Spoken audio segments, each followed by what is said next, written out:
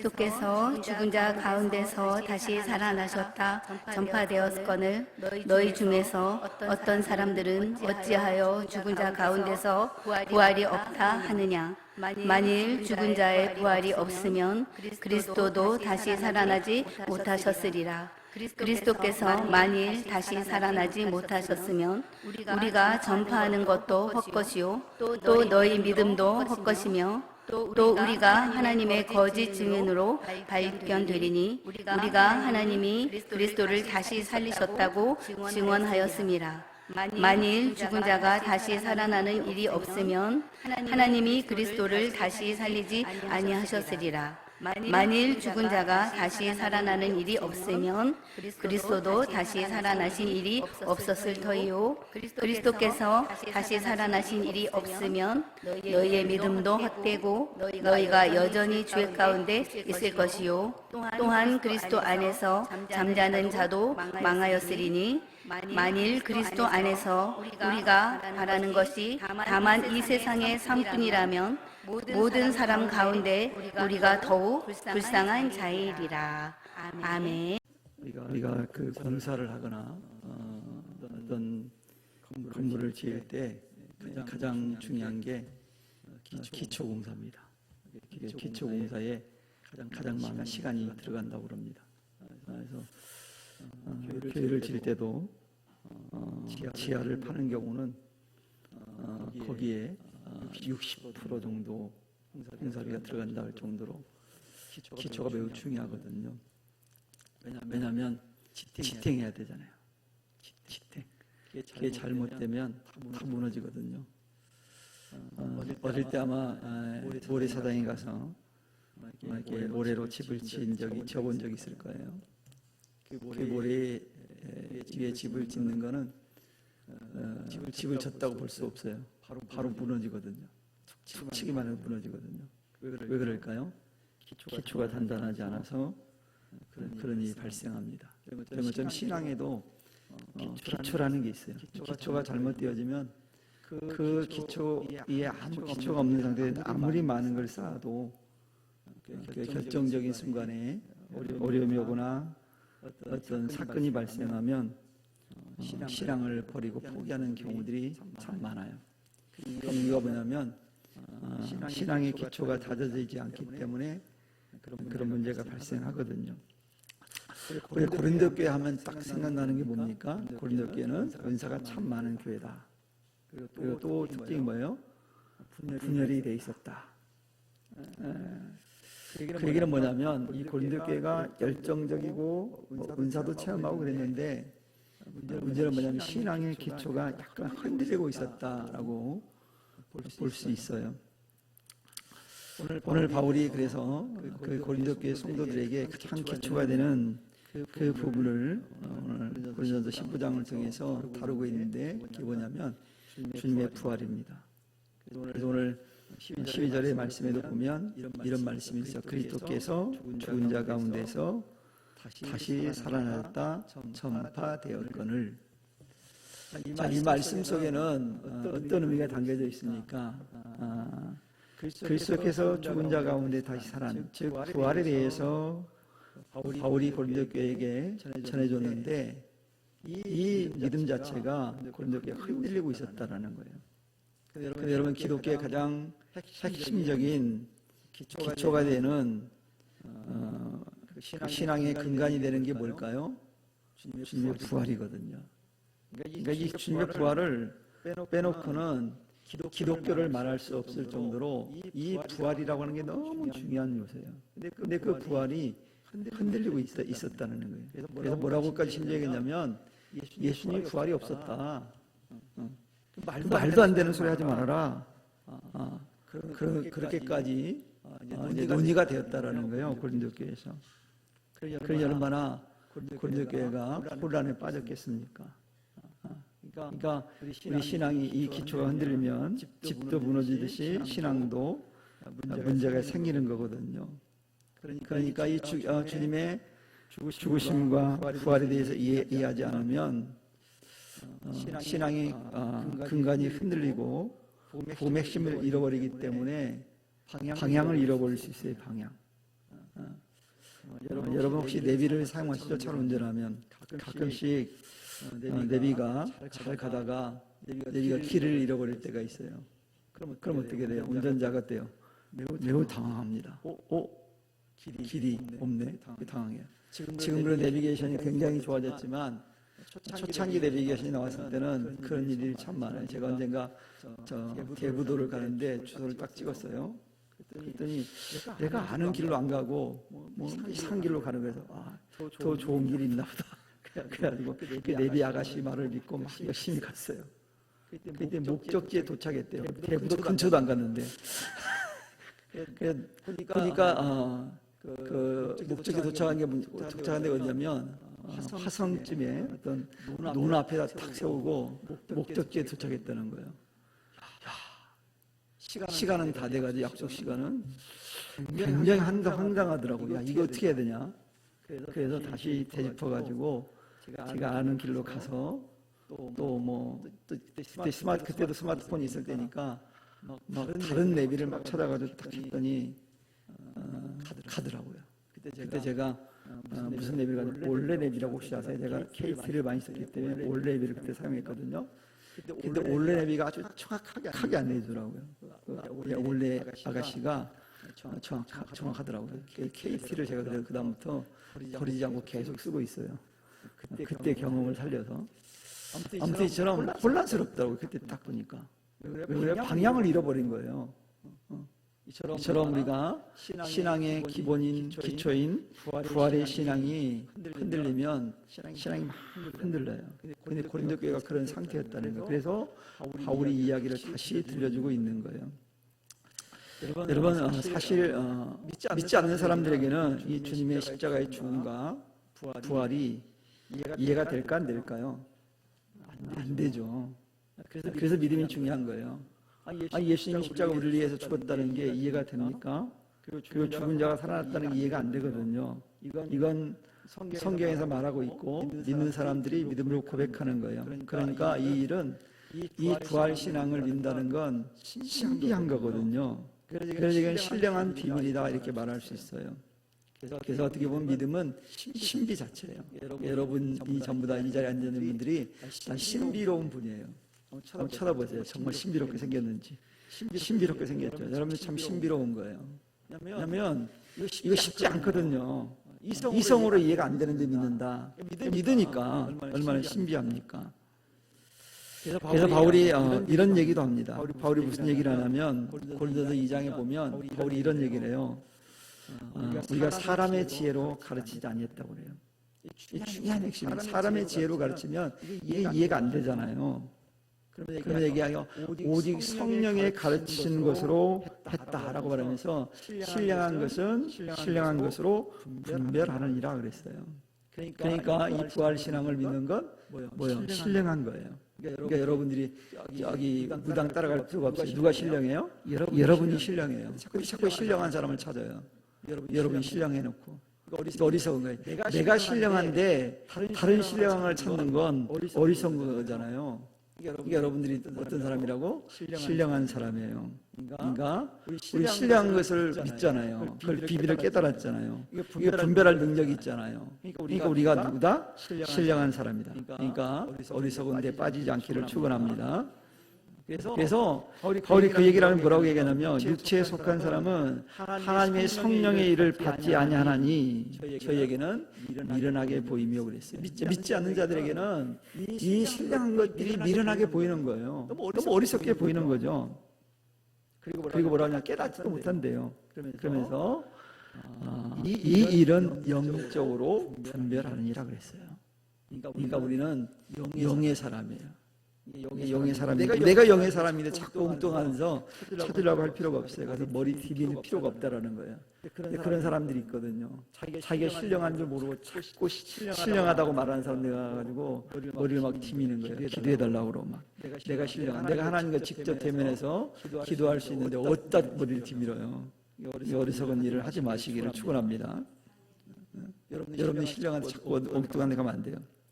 그래서 여러분 이 예수님의 부활 사건은 무엇을 통해서만 우리가 알 수 있느냐? 믿음의 눈을 통해서만 알 수 있고 믿을 수 있어요. 믿음의 눈으로 보지 않으면 절대 확신할 수가 없어요. 어떻게 그걸 확신합니까? 이성적으로 이해가 안 되는데. 여러분 성경에 보면요, 예수님이 부활했을 때 이야기들을 사복음서에 잘 다뤄놓고 있어요. 근데 보면 마가복음 16장에 보면 이 막달라 마리아가 야곱의 어머니와 그 야곱의 어머니 마리아와 안식 후 첫날에 그들이 새벽 미명에 어디를 방문합니까? 예수님 무덤을 방문해. 무덤을 방문하는데요. 그들이 무덤을 방문한 목적이 뭐예요? 부활하신 예수님 만나려고요? 아니에요. 분명히 예수님은 그날 부활하신다고 했는데 이들도 못 믿었어요. 그래가지고 왜 예수님 무덤을 방문했냐면 예수님의 무덤에 향품을 바르기 위해서, 예수님 시체 향품을 바르기 위해서 그들이 찾아간 거예요. 부활하신 예수님 만나려고 간 게 아니에요. 그런데 이 사람들이 뜻밖의 소식을 천사들에게 듣습니다. 뭘 들어요? 예수님이 약속한 대로 부활했다는 거예요. 그럼 이 사람들이 정말이요?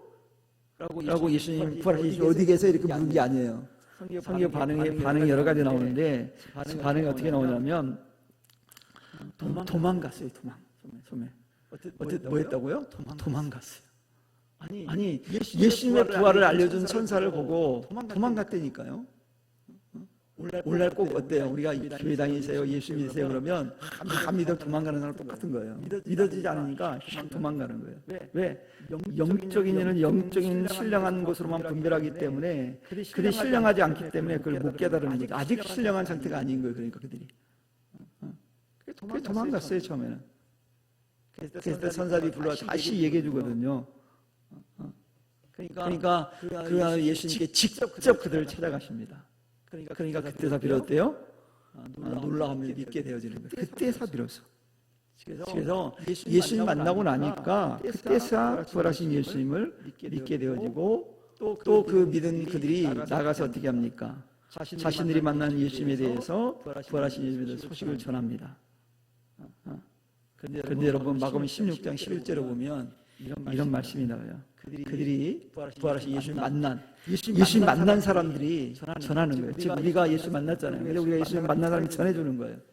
부활하신 예수님을 딱 전했더니 그들이 뭐라고 어떤 말이 나오냐면 성경에 이렇게 기록하고 있어요. 듣고도 믿지 아니하니라 그랬어요. 들었는데 어때요? 믿지 않는데요. 평상이 자기들하고 같이 예수님 따라다녔고 신뢰할 만한 사람들이에요. 근데 안 믿는 거예요. 이렇게 예를 들어서 여러분 부모가 예수 잘 믿어. 자녀들한테 예수 믿으라고 얘기해요. 근데 안 믿는 거예요. 부모님이 만난 예수님이라면 내 부모가 내가 정말 존경하고 내가 사랑하는 부모, 내가 정말 확신하는 믿을 만한 내 부모가 믿는 예수님을 소개해 주는데 내가 안 받아들인다. 누가 문제가 있어요? 부모가 문제가 있어요? 내가 문제가 있어요? 내가 문제가 있는 거죠. 부모님이 만났다는데 못 믿어. 부모님은 안 좋은 걸 자녀들에게 얘기하겠어요? 안 좋은 걸 하라고 그러겠어요? 장순환 관님, 장순환 권사님 어떠세요? 안 좋은 거 줄 거예요? 성나 집사님? 좋은 거 주실 거잖아요. 좋은 게 딱 하나가 있어, 하나가. 저 주실래요? 성나 집사님 주실래요? 자식은 그게 주고 싶잖아요, 좋은 거는. 근데 좋으니까 믿으라고 하는 거잖아요. 내가 신뢰하는 만한 사람이 얘기하는 거는요, 내가 혹 믿어지지 않더라도 일단 가보는 거예요. 그게 신뢰잖아요. 여러분, 자녀들한테 내가 얘기하는데 안 믿으면, 야, 너 아직도 엄마를 신뢰 안 하는 거야? 이렇게 보면 애들이 막 섬찟할 거예요. 얘기해야 돼요. 이거 보니까 뭐라고 그랬어요? 듣고도 믿지 않는다고 그랬잖아요. 안 믿는다니까요. 가까운 사람이 얘기해도 안 믿어요. 이건 참 어려운 일이라는 거예요. 그래서 믿는다는 거, 한 사람이 구원받는 거, 그래서 기적인 거예요. 달리 기적이 아니에요. 부모가 얘기해도 안 믿는데, 자녀가 얘기해도 안 믿는데. 여러분 그럼 예수님께서 공생의 기간에 이 부활에 대해서 얘기 안 해줬을까요? 계속 얘기해줬어요. 근데도 이 사람들이 소식을 접하고도 부활하신 예수님 만난 사람이 얘기해줘도요, 의심했다니까. 자기 길을 의심해요. 자기 길을.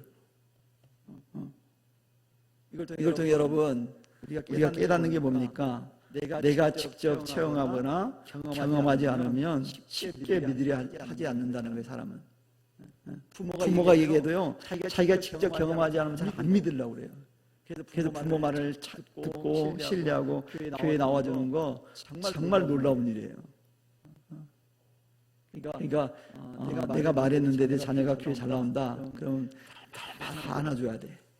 그 용돈도 10만 원씩 팍팍 주고 그래야 돼요. 늦게라도 온 게 얼마나 감사해요.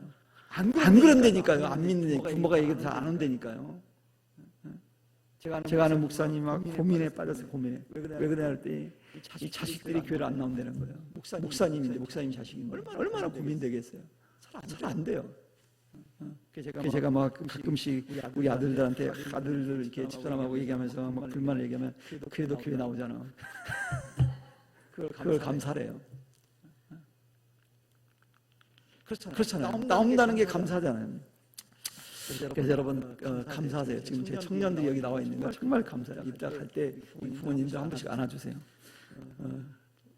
일단 용돈이라도 주든지 아니면 맛있는 거 피자라도 하나 사주든지. 김동훈 집사님 저 영섭이 맛있는 거 사주세요. 정말 쉽지 않은 일을 한 거잖아요. 쉬운 일이 아니에요. 여러분 사도 바울도 그랬잖아요. 사도 바울이요, 처음부터 예수님 잘 믿은 게 아니잖아요. 그가 안 들었겠어요, 사람들에게?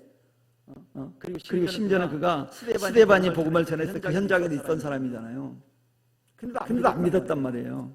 근데 그가 담에색에서 예수님 직접 만나고 난 다음부터 완전히 새 사람이 되잖아요.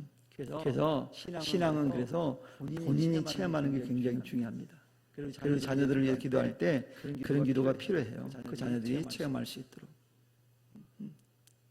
그래서 예수님 만나고 나서 이제는 최일선에서 바울이 복음의 부활의 증인으로 살잖아요. 그러면 우리가 믿는 성경 말씀들을 통해서 주님의 부활이 얼마나 확실한가 하는 것을 성경을 믿기 때문에 성경을 통해 우리가 발견할 수 있습니다. 모든 우리 신앙은 성경의 기본을 두어야 되는 거예요. 성경에 기초하지 않는 신앙은요, 삐뚤어질 수 있어요. 잘못 갈 수 있어요. 늘 성경을 돌아봐야 돼요. 성경의 기초 가운데 우리 신앙을 다져야만 합니다. 그래서 사복음서에 보면 부활하신 사건을 다 기록하고 있잖아요. 그 얘기는 뭐냐면 주님의 부활이 그만큼 확실하다는 거예요. 증명하고 있잖아요. 만약에 그것이라면 성경이 일찍이 다 없어졌을 거예요. 오래전에 다 없어졌을 거예요. 지금도 존재하고 있잖아요. 그래서 예수 복음서에서 주님의 부활에 대해서 증언하는 몇 가지가 있습니다. 그 증거들이 있어요. 먼저 예수님의 무덤을 지키고 있던 군병들을 통해서 예수님의 부활이 진짜라는 걸 알 수 있어요. 나중에 군병들이 이스라엘의 종교 지자들에 가서 그 사실을 그대로 얘기하거든요. 그랬더니 그들이 이렇게 얘기합니다. 절대 그 얘기 하지 마. 제자들이 훔쳐갔다고 그래. 이렇게 거짓말하고 그러거든요. 군병들이 봤단 말이에요. 목격했다란 말이에요. 그뿐인가요? 예수님의 무덤이 어때요? 비어 있거든요. 그리고 그 무덤에 주님을 쌌던 수의가 그대로 놓여 있다는 걸 통해서 부활의 확실성을 증명할 수 있잖아요. 이처럼 예수님의 부활은 곳곳에서 증명되고 있어요. 우리 여인들을 통해서 무덤을 방문한 제자들을 통해서 분명히 예수님의 부활을 확신할 수 있거든요. 그리고 더 중요한 것은요, 그 부활하신 주님을 만난 사람들이 많다라는 거예요. 분명히 십자가에 죽으신 걸 봤어요. 근데 부활하신 주님을 만났어요. 심지어 도마에게는, 요한복음 도마에게는 주님께 말씀하잖아요. 믿음 없는 자가 되지 말래요. 뭐요? 내 못자국과 창자국을 만져보고 믿음 없는 자가 되지 말고 믿음 있는 자가 되라고 주님 말씀하시잖아요. 그 얘기는 뭐냐면 못자국과 창자국도 있을 때는 거예요. 얼만큼 확실합니까, 부활이? 그걸 제자들이 봤다는 거 아니에요. 심지어는 여러분 일시에 500명이 되는 사람들이 주님을 만나기도 했어요. 부활하신 주님을. 그러니까 성경에 보면 그 부활을 목격한 사람들이 많이 살아있다고 성경에도 기록되어 있잖아요. 많이 살아있었던 그 당시에, 복음이 증거될 당시에. 그러니 여러분, 주님의 부활은 그 누구에 의해서 조작되거나 만들어낸 사건이 아니라는 거예요. 확실한 증거예요. 그리고 중요한 것은 또 부활하신 주님을 만난 사람들의 모습이에요. 그 삶이 80도 바뀌잖아요. 삶의 변화가 일어나잖아요. 그리고 그들이 그 주님의 부활을 생명 걸고 전하잖아요. 그럼 만약에 주님의 부활이 거짓이었다면 목숨을 걸고 그들이 전했을까요? 절대 그럴 필요가 없어요. 저도요, 예수님 부활이 진짜가 아니라면 이 자리에 없을 거예요. 제가 왜 굳이 막 하는 거 해요? 그럴 필요가 없잖아요. 몰라도 막 하는 사람들이 그 부활하신 주님을 믿고 그 믿는다는 것 때문에 고난을 겪고 어려움을 당한 사람들이 요즘 있거든요. 목숨 걸고 믿는 사람들이 많거든요. 우리는 지금 너무 자유롭게 예수 믿지만 그렇지 못한 나라, 그렇지 못한 지역이 있어요. 그 사람들은 예수 믿는 것 자체가 예수 믿고 작정하는 순간 목숨을 걸어야 될 사람, 목숨을 걸어야 될 그런 사람들이 있거든요. 며칠 전에 중국 선교사님한테 문자가 왔어요. 시진핑이 이 종교를 말살시키려고, 기독교인 말살시키려고 정책을 또 어떤 정책을 내세웠대요. 그러니까 여러분, 얼마나 힘들겠어요. 중국에서 신앙생활 사람들이 드러내고 예수 믿는다는 게 우리는 삼자교회에서 교인들은 가짜가 많잖아요. 삼자교회는 예배드리고 딱 나오면 종교부에 나와가지고 헌금통 아예 가져간대요. 잠겨있대요, 열쇠로. 우리 교회는 열쇠 잠겨있어요, 안 잠겨있어요? 안 잠겨있잖아요. 근데 그게 잠겨있대요. 못 가져가게. 그래서 종교부에 나와가지고 공안들이 딱 나와가 지키고 있다가 예배 끝나면 자기 헌금통을 들고 간대요. 근데 가정교회들이 진짜 참 믿음을 가진 사람들, 그 사람들이 신앙생활하는데 엄청 박해를 받고 있어요. 어려움을 갖고 있어요. 막 교회도 태우고 막 이런 일이 벌어지잖아요. 그러니까 목숨 걸지 않으면, 쫓겨날 각오를 하지 않으면 예수 믿기가 어려운 거예요. 그러니까 만약 주님의 부활이 없었다면 그게 목숨 걸고 믿겠어요? 아니잖아요. 그래서 오늘 우리는 제자들의 모습, 그리고 바울의 모습을 통해서 또 부활의 신앙을 가지고 자기 목숨 걸고 복음을 전하는 사람들 중에서 주님의 부활은 확실하다는 것을 우리가 깨닫게 되어집니다. 그리고 주님의 부활은요, 우리에게 뭘 알려주냐면 영원한 생명이 있다는 것, 그리고 구원이 보장되었다는 것을 보여준 사건이거든요. 그래서 제자들은 이 놀라운 진리, 이 강력한 은혜를 전하지 않고는 견딜 수가 없어서 열심히 전했어요. 심지어는 이걸 전하지 않는 게 죄라고 생각했어요. 정말 그래서 열심히 전했거든요. 그래서 이 복음의 불덩이가 막 그 초대교회 성도들이 가득 차 있으니까 나가서 전하는 거예요. 여러분, 그래서 그들은 주님의 부활은 너무도 확실한 것이기 때문에 그 사실을 외치는 것이 죽음이라고 하는 위험 앞에서도 담대하게 전하는 거예요. 스데반이 목숨 걸고 순교하면서 야고보 사도가 죽어가면서 다른 거 전하지 않았잖아요. 부활을 전했거든요. 주님의 부활을. 초대교회 대부분 설교는요, 이 십자가의 죽음과 부활을 설교했거든요. 다른 거 하지 않고. 그러니까 그 목숨 거는 일이에요. 그래서 이런 부활의 놀라운 그 소식, 이런 영원한 삶의 보장이라는 소식은 목숨을 걸고 지금도 기속적으로 전해지고 있어요. 중동에 가서 복음을 전하려면 목숨 걸어야 되는 거 아시죠? 어려워요, 매우. 예수님을 말하는 순간 쫓겨나기도 하거든요. 그들이 그걸 각오한다는 건 뭐냐면 순교적 각오를 하는 거예요. 순교는 뭐예요? 목숨 걸고 하는 거잖아요. 그만큼 가치 있는 일이기 때문에, 중요한 일이기 때문에, 기쁘고 즐거운 일이기 때문에 그 일을 하는 거예요. 자기 혼자 알고 지리가 너무 혼자 알고 알기가 너무 아깝기 때문에 전하지 않을 수 없잖아요. 여러분이가 좋아하는 걸 발견하면 가장 먼저 떠오르는 사람이 누굴까요? 내가 사랑하는 사람. 내 사람은 배고플 때는 잘 안 떠오르더라고요. 저도 보니까 내 배가 좀 고파 이제 불러야지. 아 이거 집사람이 좋아하는 건데 생각나지. 내가 배고플 때 먼저 나부터 먹어. 사람이 그래요 원래. 저는 그렇더라고요. 여러분 어떤지 모르지만 그래 한참 먹고 나면 배가 부르면 요거 집사람이 좋아하는 건데 이런 생각 그때서 생각나지. 일러도 상관없어요. 제가 제 마음이니까. 아무튼 좋은 것을 보면 사랑하는 사람이 생각나고 또 내가 꼭 이 사람에게 주고 전달해 주고 싶은 사람이 있잖아요. 아마 우리가 11월 첫째 주일날 추수감사절 2일날 우리가 초청잔치 할 때 여러분이 아마 꼭 모시고 싶은 사람들을 이름을 적었을 거예요. 그 사람들이 그 마음을 알려나 모르겠네. 자꾸 문자를 보내세요. 내가 관심 갖고 기도하고 있고 교회가 기도하고 있고 자꾸 문자를 보내면 사람들의 생각이 달라지거든요. 얼마나 좋으면 이 사람이 자꾸 얘기할까라는 생각이 드니까 자꾸 전화를 해주는 게 필요해요. 왜 우리가 이 복음을 사람들에게 강압적으로 전할 수밖에 없느냐? 너무 귀한 거니까. 너무 중요한 거니까. 꼭 해야 되는 거니까. 이건 강압적으로 할 수밖에 없어요. 주님께도 말씀 강권하에 데려오라고 그랬잖아요. 강권에서. 강권이 뭐예요? 강권이 뭔지 아시죠?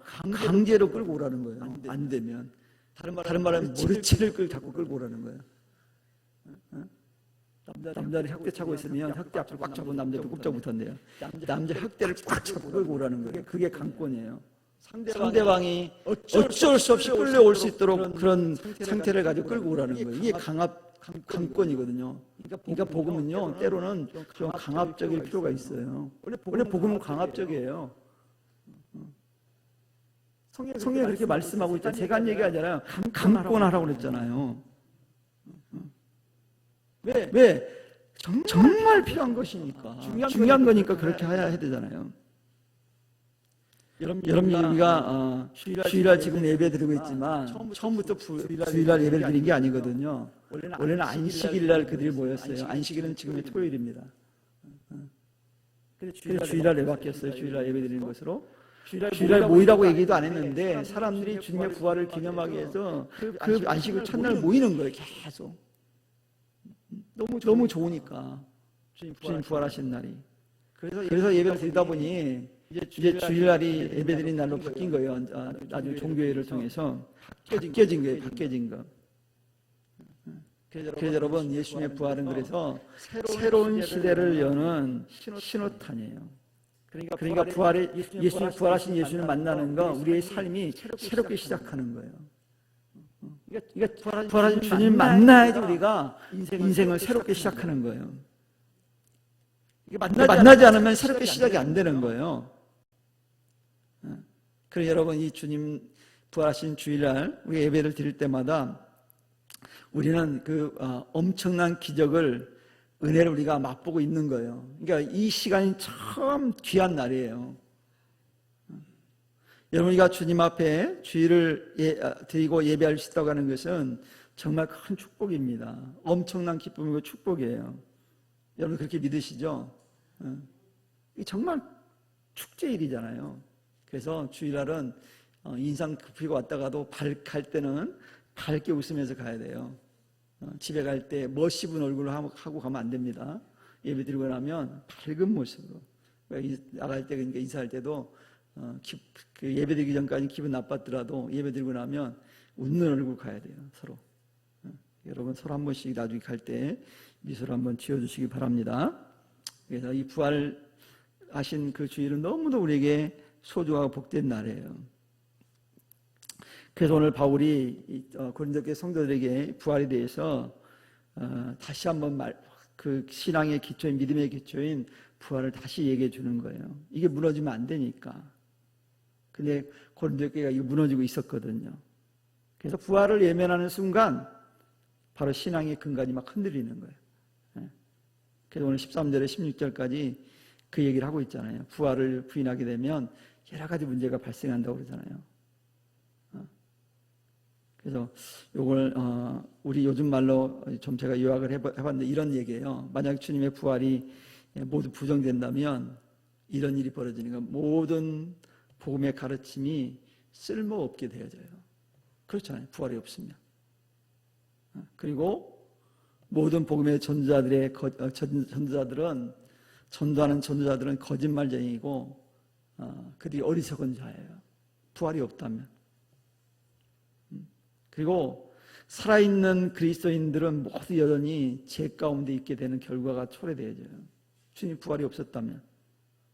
그리고 죽은 그리스도인들은 모두 지옥에 있게 될 거예요. 그리고 삶 자체의 이유와 목적도 사라져요. 그리고 주님의 부활이 없었다면 주님이 시신이 중동 어딘가에서 썩었겠죠. 그리고 기독교의 예식도 웃음거리가 될 거예요. 그래서 예수님의 고난받는 것은 어리석고 분별 없는 일이 될 거예요. 그리고 내일 죽을 것이니 먹고 마시자 될 대로 되라는 식의 이런 관능적인 생활의 삶이 유일한 길이 될 겁니다. 부활이 없다면. 그래서 이런 비극은 기독교 신앙의 가장 중요한 부활의 신앙이 상실될 때 이런 일이 벌어지거든요. 그래서 여러분 주님의 부활을 우리가 반드시 믿어야 됩니다. 그리고 그건 분명히 있어요. 그래서 주님의 부활은 어떻게 보면 악에 대한 승리인과 동시에 죽음에 대한 승리예요. 우리 잊으면 안 됩니다. 이건. 그래서 주님의 부활이 그만큼 중요한 거예요. 주님의 부활이 없었다면 악에 대한 승리 없어요. 죽음에 대한 승리 없어요. 그리고 중요한 것은 주님의 부활이 없었다면 지금 우리가 뭐예요? 가장 우리가 뭐예요? 불쌍한 자예요. 누가 불쌍한 자라고요? 우리가 가장 불쌍한 자예요. 오늘 성경에 분명히 말씀하잖아요. 오늘 고린도서 15장에서 분명 우리에게 말씀하고 있거든요. 우리가 가장 불쌍한 자예요. 여러분 그리고 우리가 주님의 부활이 없었다면 우리가 가장 어리석은 일을 하고 있는 거예요. 반대로 얘기하면 그럼 우리가 주님의 부활이 있었기 때문에 우리가 가장 지혜롭고 가장 잘한 선택을 한 거잖아요. 그래서 여러분 이 부활의 신앙 여러분 꼭 기억하고 이 주님의 부활의 신앙 안에서 우리 믿음을 좀 지켜갔으면 좋겠어요. 그리고 내가 주를 믿는다는 것이 얼마나 신령한 일인지 얼마나 감사할 일인지 깊이 우리 감사하는 그런 성도들이 됐으면 좋겠습니다. 그래서 우리가 우리 믿음의 기초를 잘 세워서 날마다 믿음으로 승리하는 정말 불쌍한 자가 아니라 최고의 축복을 받은 자로서 아름다운 삶을 살아가는 우리 성도 되기를 주님의 이름으로 간절히 축원합니다. 기도하겠습니다. 하나님 감사합니다. 오늘 또 우리